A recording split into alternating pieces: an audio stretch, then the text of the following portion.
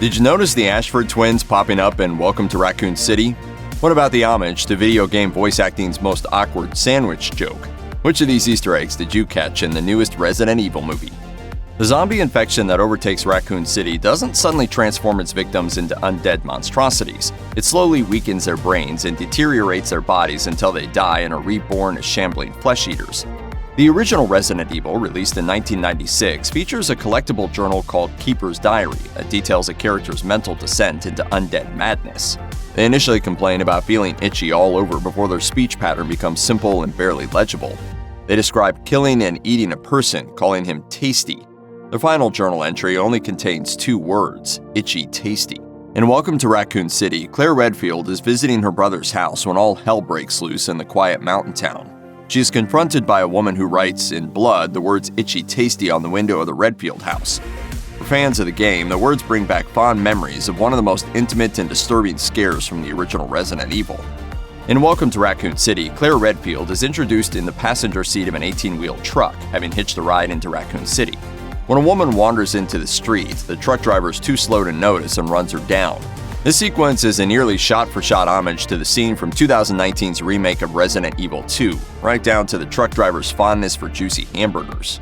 After hitting the woman, the man gets out of his truck to investigate, but the zombified woman gets up and walks away from the accident while he's not looking. In the movie, his dog licks up some of the woman's blood, unwittingly infecting itself with the T-virus, at which point it bites its owner. In the game, however, the truck driver has no dog and is instead bitten directly by the undead woman. The first zombie ever shown in Resident Evil remains one of the most memorable moments in the history of the survival horror genre. The iconic image of a flesh-eating zombie taking a bite out of a STARS member before slowly turning its attention to the player is seared into the brains of generations of video game enthusiasts.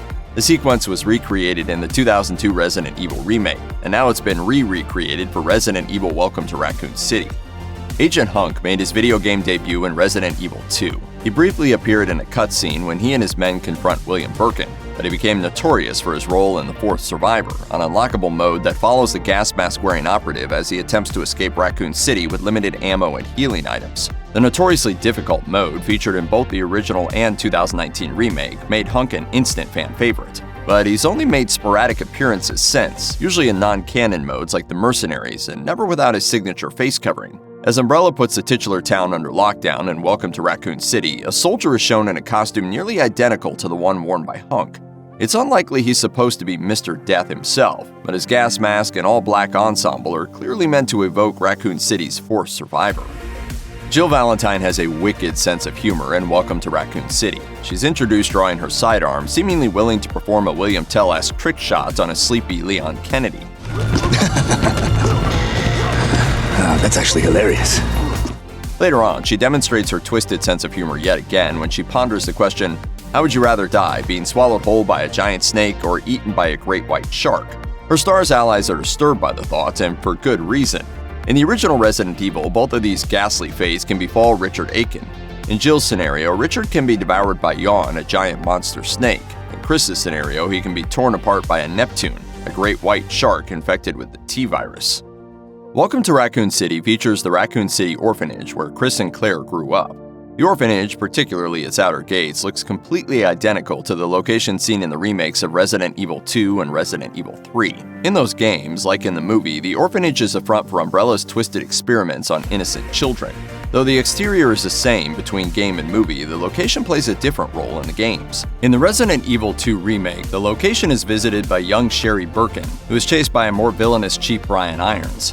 Meanwhile, Welcome to Raccoon City has a less villainous version of Irons bring Leon and Claire to the orphanage, since it contains a secret passage to the Spencer Mansion. The orphanage isn't the only video game location recreated for Welcome to Raccoon City. The original Spencer Mansion has certain rooms that are reproduced with staggering detail, including the stairwell room with all the paintings on the wall and the piano room with its connecting secret passage. A character even has to play Moonlight Sonata on the piano in order to open up the secret room. On the other side of town, the foyer of the Raccoon Police Department HQ has been fully recreated. The STARS office is similarly reproduced, looking just as it did in the original Resident Evil 2, and the holding cells, while located in a different part of the building from the original game, look just like the original. The protagonists of the Resident Evil video games would be dead 1,000 times over if not for their use of first aid spray.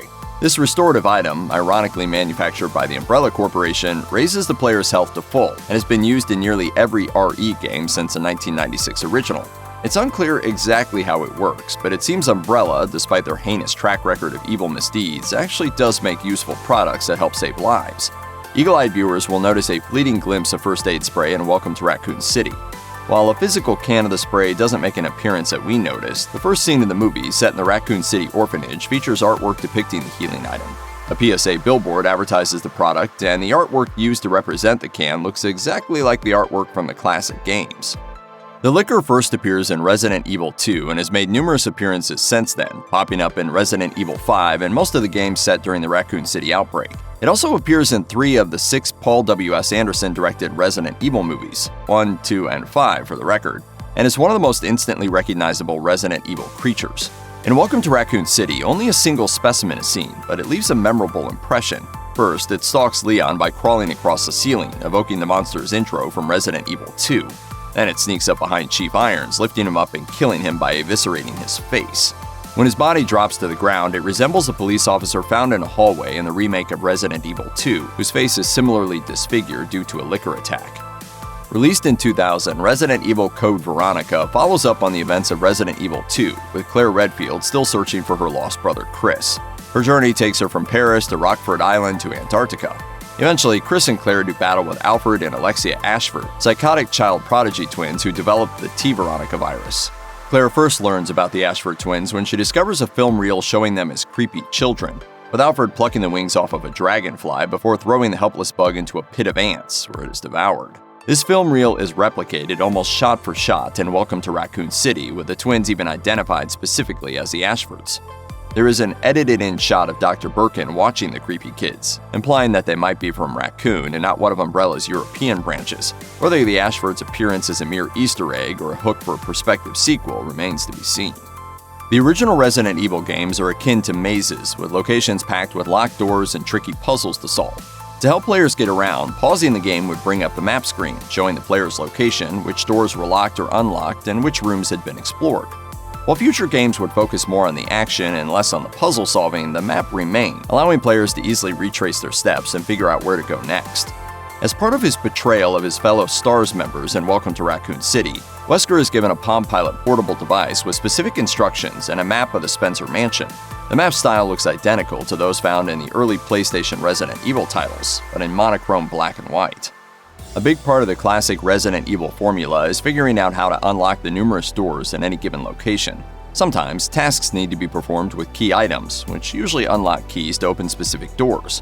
In Resident Evil 2, both the original and the remake, 4 particular keys are coded to the 4 suits in a deck of cards: Diamond, Spade, Club, and Heart. Welcome to Raccoon City features the same keys, which are used by Claire and Leon to open the underground passage to reach the Spencer Mansion from the Raccoon City Orphanage. The prop keys look identical to their video game counterparts, right down to the colors. The original Resident Evil was infamous for its poor voice acting, with badly translated lines delivered by actors who probably didn't have enough time to properly prepare or research their characters. There's no shortage of memeable dialogue that continues to be shared on internet message boards to this day, but perhaps the most famous occurs after Jill is rescued from a room with a collapsing ceiling. After saving Jill from being crushed to death, Barry Burton remarks, "That was too close. You were almost a Jill sandwich." The line is retooled in the 2002 remake to, "That was a close one. A second late, you would have fit nicely into a sandwich." The replacement arguably lacks the punchy humor of the original, but at least the remake features a Barry who can say Jill right. Welcome to Raccoon City puts its own spin on the classic meme when Jill snatches Wesker's sandwich off his plate before he can take a bite. Hey, you snooze, you lose. What? It's Jill's sandwich now. The costumes in the Resident Evil video games play a key role in defining the characters who wear them. Especially back in the days of low-polygon 3D models, effort had to be made to keep the characters distinct. That's why Wesker has his spiky blonde hair and sunglasses, Chris has his sleeves rolled up, Jill has her beret, and Barry has his red vest. As the visuals became more advanced, the characters were redesigned to be more realistic and fashionable. Several characters in Welcome to Raccoon City dress in a manner that evokes their classic costumes. Claire wears clothes that are nigh identical to her outfit from the RE2 remake, and Chris is dressed just like he did in the original game, with his sleeves rolled up to show off his beefy arms. Likewise, Wesker wears an all-black ensemble, and the post-credit scene gives him his character's signature sunglasses. Said post-credit scene also features the debut of Ada Wong, who wears the same trench coat she sports in the RE2 remake. Even Leon looks a little more like his classic video game counterpart once Claire instructs him to don a set of RPD body armor. Check out one of our newest videos right here. Plus, even more Looper videos about your favorite movies are coming soon. Subscribe to our YouTube channel and hit the bell so you don't miss a single one.